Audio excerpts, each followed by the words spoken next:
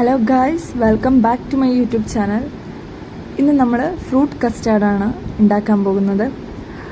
Fruit custard നമ്മുടെ വീട്ടിലുണ്ടാക്കുന്ന ഒരു സിമ്പിൾ റെസിപ്പി ആയിട്ടാണ് ഞാൻ ഇന്ന് വന്നിരിക്കുന്നത്. അപ്പോൾ എല്ലാവരും ഈ വീഡിയോ കണ്ടിട്ട് വീട്ടിൽ ട്രൈ ചെയ്ത് നോക്കണം. അപ്പോൾ അതിനായിട്ട് നമ്മൾ കുറച്ച് പാല്, നമ്മുടെ പാക്കറ്റ് പാൽ തന്നെ, നിങ്ങൾക്ക് ഇഷ്ടമുള്ള പാലെടുക്കാം. പാല് എടുത്തിട്ട് അധികം വെള്ളം ചേർക്കാതെ, അല്ലെങ്കിൽ ഒട്ടും തന്നെ വെള്ളം ചേർക്കാതെ നമ്മൾ തിളപ്പിക്കാനായിട്ട് വെക്കുക.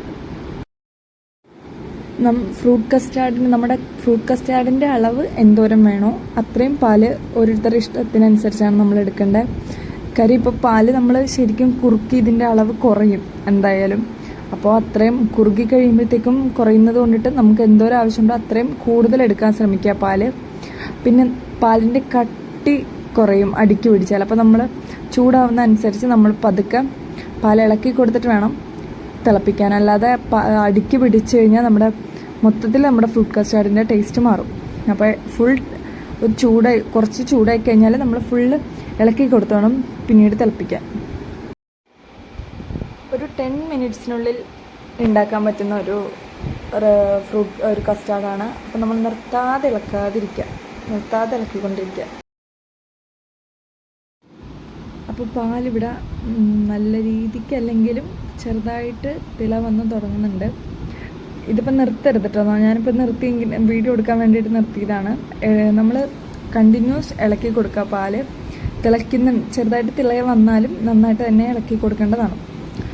അപ്പോൾ ഈ പാലിവിടെ തിളച്ച് വരുമ്പോൾ ഫ്ലെയിം ഒന്ന് ഓഫാക്കിയിട്ട് നമുക്ക് വേറൊരു ചെറിയ പാത്രത്തിൽ കസ്റ്റാർഡ് പൗഡർ എടുക്കുക.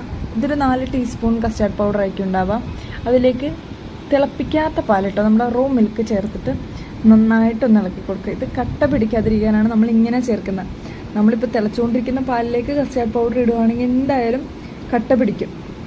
അപ്പം നമ്മൾ വേറെ കുറച്ച് തിളപ്പിക്കാത്ത പച്ചപ്പാലെടുത്ത് 4 ടീസ്പൂൺ കസ്റ്റാർഡ് പൗഡറിലേക്ക് ഒഴിച്ച് കട്ട പിടിക്കാതെ അതൊരു ക്രീമി ടെക്സ്ചറിലാക്കി എടുക്കാം. ഓക്കെ, അപ്പോൾ നമ്മൾ കട്ട പിടിക്കാതെ നമ്മളിവിടെ കസ്റ്റാർഡ് പൗഡർ മിൽക്കും കൂടി മിക്സ് ചെയ്ത് വെച്ചിട്ടുണ്ട്. ഇതാണ് നമ്മളിനി പാലിലേക്ക് ചേർക്കാൻ പോകുന്നത്. ഇങ്ങനെ ചേർത്തില്ലെങ്കിൽ എന്തായാലും കസ്റ്റാർഡ് പൗഡർ പെട്ടെന്ന് കട്ട പിടിക്കും. അപ്പോൾ നമുക്ക് പാല് തിളച്ചുകൊണ്ടിരിക്കുന്ന ഫ്ലെയിം നന്നായിട്ട് കുറച്ച് നമുക്ക് പാലിലേക്ക് ചേർക്കാം. എന്നിട്ട് നമുക്ക് ഇളക്കി കൊടുക്കാം.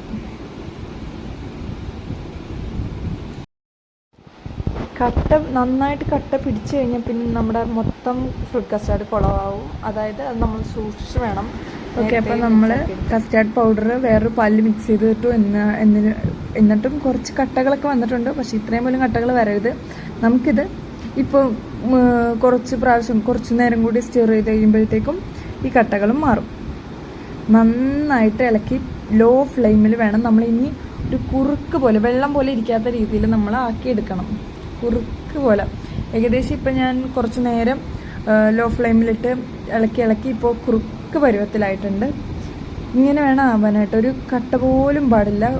നമ്മുടെ അധികം വെള്ളമാകാൻ പാടില്ല, അധികം കട്ടയാകാൻ പാടില്ല. നിങ്ങൾക്ക് ഫ്രൂട്ട് സലാഡിൻ്റെ കൺസിസ്റ്റൻസി എങ്ങനെ വേണോ അങ്ങനെ ആക്കിയെടുക്കാം. ഇങ്ങനെ ആക്കണതാണ് ടേസ്റ്റ്. അപ്പോൾ നമ്മൾ നന്നായിട്ട് ഇളക്കി കൊടുക്കുക.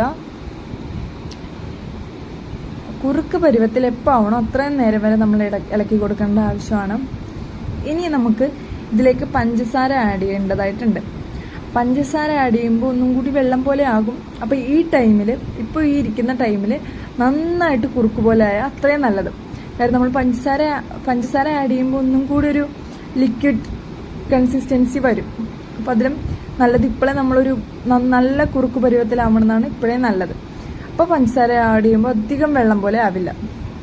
അപ്പോൾ നമ്മുടെ ഇത് തിളച്ചുകൊണ്ടിരിക്കുന്ന സമയത്ത് നമുക്ക് പഞ്ചസാര ആഡ് ചെയ്യാം.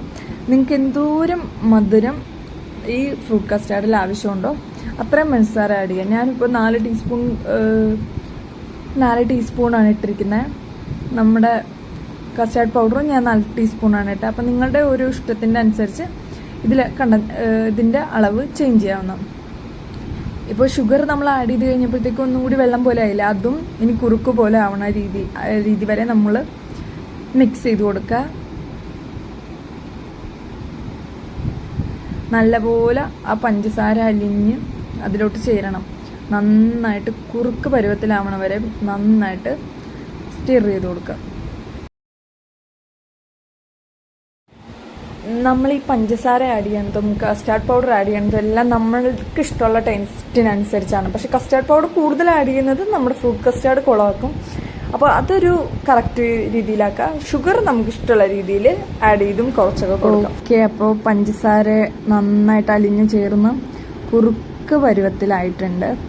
ഇതാണ് നമ്മുടെ കൺസിസ്റ്റൻസി. ഇനി ഇതിൻ്റെ ചൂടാറുമ്പോഴത്തേക്കും ഒന്നും കൂടി തിക്കാവും. അത് ഓർത്താരും പേടിക്കണ്ട. പെട്ടെന്ന് നിങ്ങൾ പഞ്ചസാര ആഡ് ചെയ്ത് കഴിയുമ്പോൾ വെള്ളം പോലെ ആയിട്ട് മാറിയില്ലെങ്കിൽ അത് ചൂടാറി കഴിയുമ്പോഴത്തേക്കും തിക്കാവും. അപ്പോൾ ഇനി നമ്മൾ എന്നിട്ടത് ചൂടാറാൻ വേണ്ടി വേറൊരു ബൗളിലേക്ക് നമ്മുടെ കസ്റ്റാർഡ് റെഡിയാക്കി വെച്ച കസ്റ്റാർഡ് നമ്മൾ മാറ്റി വെച്ചിരിക്കുകയാണ്. ഇനി ഇത് ചൂടാറണവരെ നമ്മുടെ നോർമൽ ടെമ്പറേച്ചർ, റൂം ടെമ്പറേച്ചറിൽ വെക്കാം.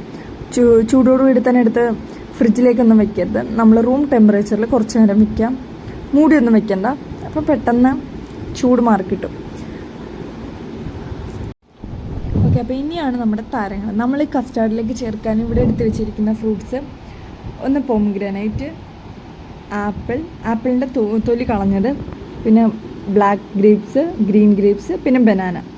ഇവിടെ ഞാൻ ബ്ലാക്ക് ഗ്രേപ്സും ഗ്രീൻ ഗ്രേപ്സും കട്ട് ചെയ്ത് ഇട്ടിരിക്കുന്ന കാര്യം കുരു ഉണ്ടാവാതിരിക്കാൻ വേണ്ടിയിട്ടാണ്. നിങ്ങൾക്ക് കുരു ഇല്ലാത്ത ഗ്രേപ്സ് കിട്ടുമെങ്കിൽ അതൊരു 2 കഷ്ണമാക്കി ഇട്ടിട്ട് നിങ്ങൾക്ക് ഇടാവുന്നതാണ്. ചില ആളുകൾ ഫ്രൂട്ട്സ് കട്ട് ചെയ്യാതെ ഈ ഗ്രേപ്സ് മാത്രം കട്ട് ചെയ്യാതെയും ഇടും. ആദ്യം തന്നെ നമുക്ക് ബ്ലാക്ക് ഗ്രേപ്സ് ഇടാം.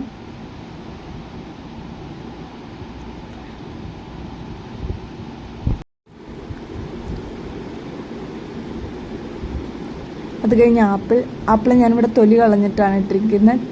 നിങ്ങൾക്ക് അത് കളയാതെ ഇതിലേക്ക് ആഡ് ചെയ്യാം. അതൊക്കെ ഓരോരുത്തരുടെ ഇഷ്ടം പോലെ നമുക്ക് ചെയ്യാം. ഇനി നമുക്ക് ഗ്രീൻ ഗ്രേപ്സ് ഇടാം. ഈ ഫ്രൂട്ട്സൊക്കെ നമുക്ക് ഇതിലേക്ക് ഇനിയും ഫ്രൂട്ട്സൊക്കെ ആഡ് ചെയ്യാം കേട്ടോ. ഞാനിപ്പോൾ ഈ 4 ഫ്രൂട്ട്സ് എടുത്തിട്ടുള്ളതെന്നുള്ളത്. നമുക്ക് ബനാന ഇട്ടു, അത് കഴിഞ്ഞ് പോംഗ്രാനൈറ്റ് ഇട്ടു. അതായത് ഇപ്പോൾ നമുക്ക് ഫ്രൂട്ട്സ് ഇതിൽ ഇനി കിവി ചേർക്കാം. കുറച്ച് കളർഫുൾ ആവട്ടെ എന്ന് കരുതി ഞാൻ 4 ഡിഫറെൻറ്റ് കളേഴ്സിൽ ഇത് എടുത്തു എന്നുള്ളൂ. നമുക്ക് കിവി ആഡ് ചെയ്യാം. ബ്ലാക്ക് ഗ്രേപ്സ് ഇല്ലാത്തവർക്ക് ഗ്രീൻ കളറിൽ കിവി ആഡ് ചെയ്ത് കൊടുക്കാം. ഇനി നമുക്ക് ഫ്രൂട്ട്സൊക്കെ മിക്സ് ചെയ്ത് കൊടുക്കാം. കസ്റ്റാർഡിലേക്ക് നന്നായിട്ട് മിക്സ് ചെയ്യാം. അതെല്ലാം ഈ ഫ്രൂട്ട്സ് എല്ലാം മുങ്ങിക്കിടക്കുന്ന രീതിയിൽ നമുക്ക് മിക്സ് ചെയ്ത് കൊടുക്കാം. നന്നായിട്ട് മിക്സ് ചെയ്യുക. കാര്യം നമ്മുടെ ഈ പഴത്തിൻ്റെ നമ്മുടെ ബനാനയുടെ, വേറെ ഒന്നിൻ്റെ അല്ല, ബനാനയുടെയൊക്കെ ടേസ്റ്റ് നമ്മുടെ ആ കസ്റ്റാർഡിലേക്കൊന്ന് കിട്ടണം. ആ ബനാനയുടെ ടേസ്റ്റും കൂടി കിട്ടണം. നമ്മൾ വെറുതെ ഫ്രൂട്ട്സ് ഇട്ടിട്ട് കോരി കഴിക്കില്ല. അത് അങ്ങനെ ഒരു ടേസ്റ്റ് അല്ല. ഇത് കുറച്ച് നേരം, അതാണ് അങ്ങനെ തന്നെ നമ്മൾ ഫ്രിഡ്ജിലും വെച്ചിട്ട് കഴിക്കണം എന്ന് പറയണം. കുറച്ച് നേരം കിടക്കണം. അപ്പോൾ നന്നായിട്ട് മിക്സ് ചെയ്തിട്ട് വേണം നമ്മൾ ഫ്രിഡ്ജിലേക്ക്. അപ്പോൾ നന്നായിട്ട് നമ്മൾ ഇളക്കി കൊടുത്തിട്ടുണ്ട്. ഇനി നമുക്കിത് ഫ്രിഡ്ജിൽ വെച്ചിട്ട് വേണം ഇത് കഴിക്കാൻ. അത് അപ്പോഴാണ് ആ കറക്റ്റ് ഒരു ടേസ്റ്റ് കിട്ടുള്ളൂ. ഇത് കുറച്ച് നല്ല ചൂടാറിക്കഴിഞ്ഞിട്ട് വേണം കേട്ടോ ഫ്രൂട്ട്സ് ഇടാൻ. അത് കഴിഞ്ഞിട്ട് നമ്മൾ കുറച്ച് നേരം ഒരു 1 hour ഫ്രിഡ്ജിലും വെക്കണം. ഓക്കെ, ഞാനിപ്പോൾ ഫ്രിഡ്ജിൽ വെച്ചിട്ട് ഫ്രൂട്ട് കസ്റ്റാർഡ് എടുത്ത് സെർവ് ചെയ്തേക്കുന്ന വീഡിയോ ആണ് ഇപ്പോൾ കാണുന്നത്. സൂപ്പർ ടേസ്റ്റിയാണ്. എല്ലാവരും വീട്ടിൽ ട്രൈ ചെയ്ത് നോക്കണം. കാര്യം നമ്മുടെ ഈ ചൂടൊക്കെ ശമിപ്പിക്കാൻ പറ്റുന്ന, പിന്നെ നോമ്പ് മാസത്തിലൊക്കെ എല്ലാവരുടെയും ലഞ്ചിൻ്റെ കൂടെയും ഡിന്നറിൻ്റെ കൂടെയൊക്കെയുള്ളൊരു ഡെസേർട്ടാണ് ഫ്രൂട്ട് കസ്റ്റാർഡ്. എല്ലാവരും ഇത്രയും സിമ്പിളായിട്ട് ഉണ്ടാക്കാൻ പറ്റുന്നൊരു പുഡിങ്ങാണ്. അപ്പോൾ എല്ലാവരും വീട്ടിൽ ട്രൈ ചെയ്ത് നോക്കാം. Bye guys, will be back with next video. Thanks for watching.